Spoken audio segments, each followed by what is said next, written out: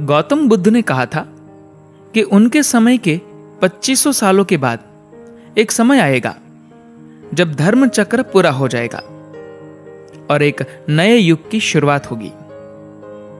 क्या आने वाले सालों में बड़े परिवर्तन आ सकते हैं?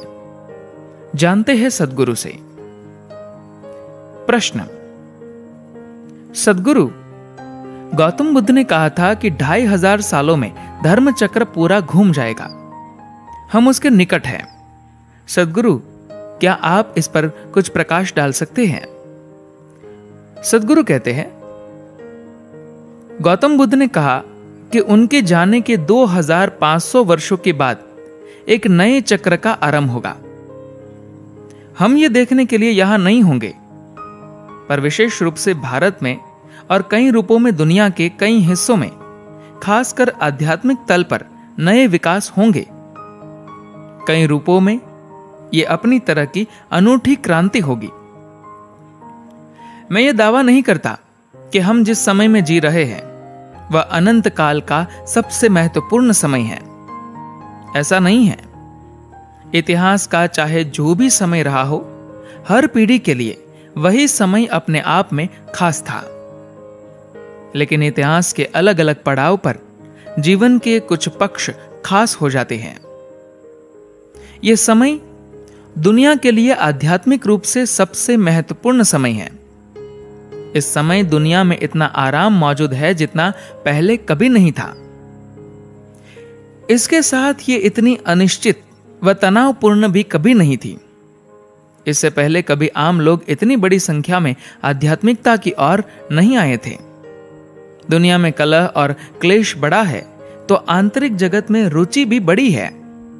एक तरह से देखा जाए तो यह एक महत्वपूर्ण कदम है। अगर यह प्रक्रिया जारी रहती है, अगर धरती पर लोगों की यह रुचि बनी रहती है, तो ये कई तरह से मानवता के लिए समाधान व मोक्ष होगा।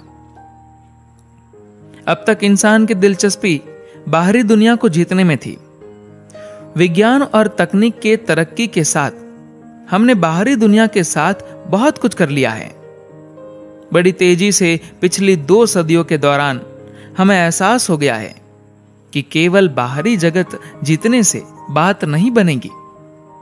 अगर हम विज्ञान और तकनीक की मदद के बिना बाहरी जगत को जीतने की कोशिश करते, तो शायद हमें इस बात को समझने में कई सदियां या सहस्त्राब्दियां और लग जाती।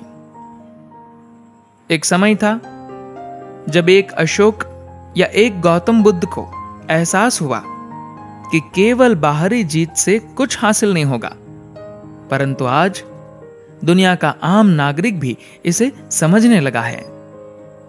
ऐसा केवल इसलिए है क्योंकि हमारे पास विज्ञान और तकनीक है, जिसकी मदद से हम देख सकते हैं कि हम बाहरी दुनिया में चंद्रमा व मंगल तक तो पहुंच गए, लेकिन अगर भीतर की बात करें तो हम कहीं नहीं पहुंच पा रहे हैं।